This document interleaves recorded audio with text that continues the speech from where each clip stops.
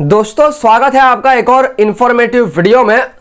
आज के इस वीडियो में हम डिस्कस करने वाले हैं 7 important income tax benefit for senior citizen. तो यहां पे अगर आपके घर में कोई सीनियर सिटीजन है जिनका उम्र 60 साल के ऊपर है या तो अगर आप ही एक सीनियर सिटीजन है तो आज की जो वीडियो है वो आपके काम की हो सकती है, क्योंकि यहाँ पे आज के इस वीडियो में हम 7 इस तरीके के इनकम टैक्स बेनिफिट के बारे में बात करेंगे जो सीनियर सिटीजन्स को मिलता है, जहां पे आपका क्या इनकम टैक्स का स्लैब रेट है, आपको किस तरीके का डिडक्शंस वगैरह मिलता है, टीडीएस वगैरह का क्या इंपॉर्टेंट रूल्स है।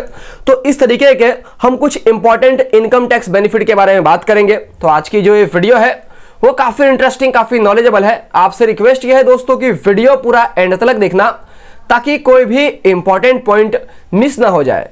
तो यहां पे अगर हम सबसे पहले टैक्स बेनिफिट की बात कर ले तो वह है income tax slab rate for senior citizens. तो यहां पे जो सीनियर सिटीजन्स है उनको थोड़ा टैक्स स्लैब में एक्स्ट्रा बेनिफिट मिलता है as compare to non senior citizen. तो यहां पे जो टैक्स स्लैब है वो है असिस्टमेंट ईयर 2022-2023 का, यानी कि फाइनेंशियल ईयर 2021-22 का ये टैक्स स्लैब है।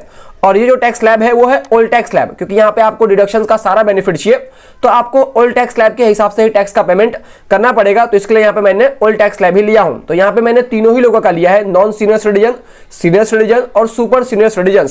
तो यहाँ पे अगर आप एक नॉन सीनियर सिटीजन है जिनका एज 60 साल से कम है, उनके केसेस में आपका 2.5 लाख रुपए तक का जो भी टैक्सेबल इनकम होगा वो टैक्स फ्री होगा। उसके बाद यहाँ पे जो सीनियर सिटीजन है जिनका उम्र 60 साल से ऊपर है, उनके केसेस में अप टू 3 लाख रुपए तक का जो भी टैक्सेबल इनकम होगा वो बिल्कुल टैक्स फ्री होगा। और यहाँ पे जो सुपर सीनियर सिटीजन्स है, अब ये सुपर सीनियर सिटीजन्स कौन होते हैं, तो जिनका उम्र 80 साल के ऊपर होता है वो सुपर सीनियर सिटीजन्स होते हैं, और जिनका उम्र 60 साल से लेकर 80 साल के बीच में होता है वो सीनियर सिटीजन्स होते हैं। तो यहाँ पे सुपर सीनियर सिटीजन के केसेस में अप टू 5 लाख रुपए तक का जो भी टैक्सेबल इनकम होगा वो बिल्कुल टैक्स फ्री होगा। फिर यहाँ पे नॉन सीनियर सिटीजन के केसेस में 2.5 लाख से लेकर 5 लाख तक का जो भी टैक्सेबल इनकम होगा उसके ऊपर 5% का टैक्स बनेगा। और यहाँ पे जो सीनियर सिटीजन है उनके केसेस में 3 लाख से लेकर 5 लाख तक का जो भी इनकम होगा उसके ऊपर 5% का टैक्स। और यहाँ पे 5 लाख तक का तो कोई भी इनकम नहीं, यहाँ पे तो सारा का सारा जो 5 लाख तक का इनकम है सुपर सीनियर सिटीजन के केसेस में वो तो टैक्स फ्री है। उसके अलावा यहाँ पे नॉर्मल पर्सन और सीनियर सिटीजन और सुपर सीनियर सिटीजन तीनों ही केसेस में 5 लाख से लेकर 10 लाख रुपए तक का जो भी इनकम होगा उसके ऊपर 20% का टैक्स बैठेगा। और यहाँ पे अगर इनका जो इनकम है वो 10 लाख रुपए के ऊपर है तो उस केसेस में 30% का टैक्स इनको लग जाएगा। यानी कि अगर आपका टैक्सेबल जो इनकम है वो 10 लाख रुपए के ऊपर है तो आपके ऊपर 30% टैक्स के हिसाब से आपका टैक्स स्लैब बनेगा। तो ये मैंने आपको सिंपली टैक्स स्लैब बता दिया। यहाँ पे जो सीनियर सिटीजन है उनको थोड़ा सा 50,000 रुपए का एक्स्ट्रा बेनिफिट मिलता है as compare to non senior citizen.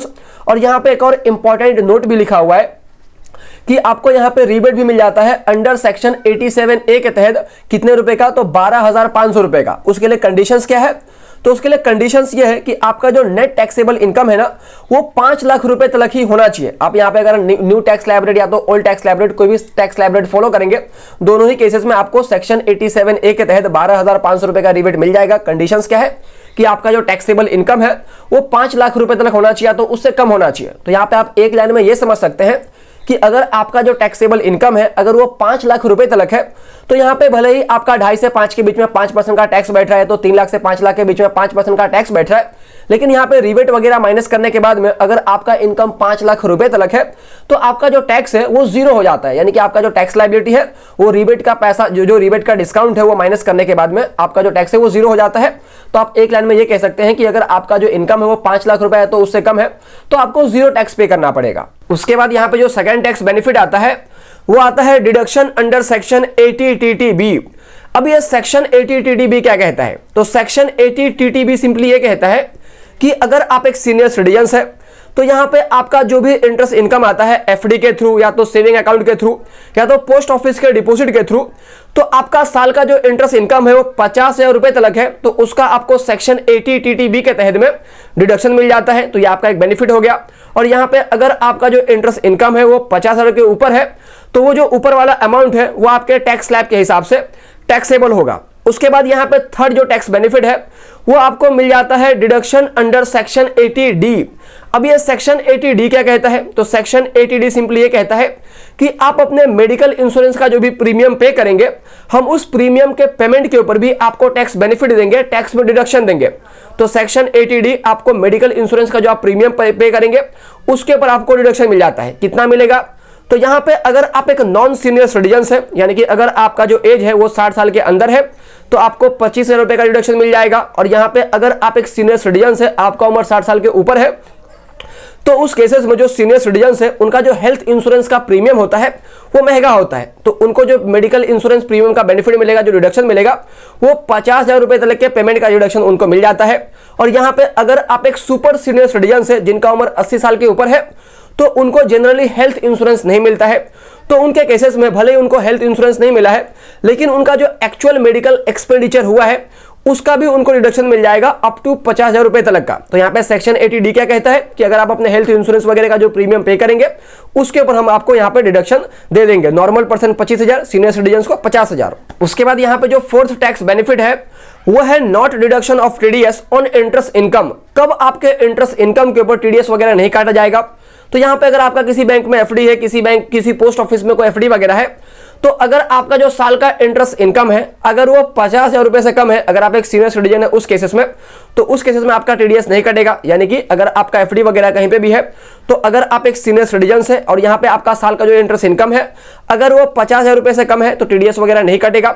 और यहाँ पे अगर आप एक नॉन सीनियर सिटीजन है, तो यहाँ पे अगर आपका जो इंटरेस्ट इनकम है अगर वो 40,000 रुपए से कम है, तो उस केसेस में भी टीडीएस वगैरह नहीं काटा जाएगा, लेकिन उसके ऊपर है तो टीडीएस कटेगा। लेकिन यहाँ पे एक और कंडीशन है कि अगर आप एक सीनियर सिटीजन है और यहाँ पे आपका जो फाइनल टैक्स लायबिलिटी है अगर वो 0 है, और यहाँ पे अगर आप उस बैंक में पोस्ट ऑफिस में फॉर्म 15G को या तो H को सबमिट करते हैं, अगर आप एक नॉर्मल पर्सन है तो फॉर्म 15G, और अगर आप एक सीनियर सिटीजन है तो फॉर्म 15H को सबमिट करते हैं, तो उस केसेस में भी आपका टीडीएस वगैरह नहीं कटेगा। तो मैंने यहाँ पे बता दिया कि अगर आप एक सीनियर सिटीजन है और यहाँ पे अगर आपका जो नेट टैक्स 0 है, तो यहाँ पे अगर बैंक में या तो पोस्ट ऑफिस में अगर आप फॉर्म 15H को सबमिट करेंगे तो उस केसेस में भी आपका टीडीएस नहीं कटेगा। उसके बाद यहाँ पे जो फिफ्थ टैक्स बेनिफिट आता है वो आपको मिल जाता है डिडक्शन अंडर सेक्शन 80DDB।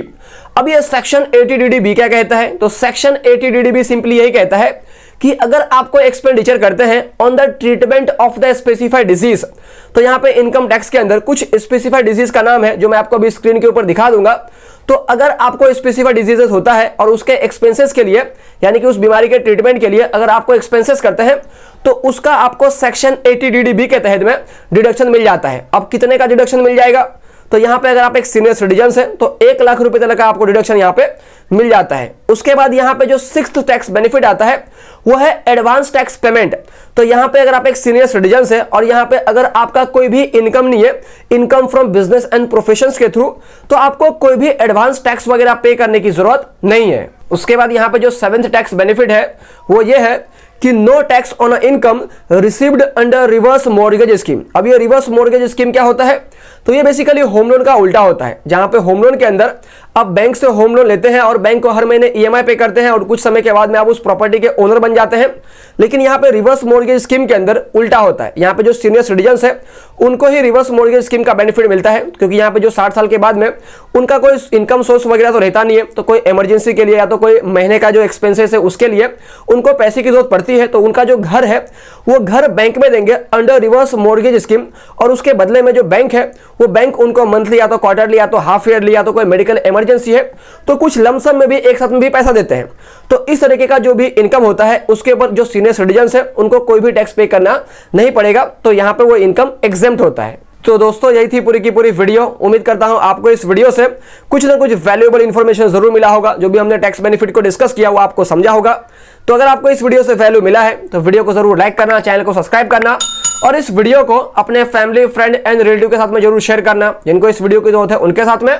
और यहाँ पे अगर आपका कोई डाउट है या तो आप मुझे कोई टॉपिक सजेस्ट करना चाहते हैं तो भी नीचे कमेंट करके जरूर बताना। जय हिंद दोस्तों।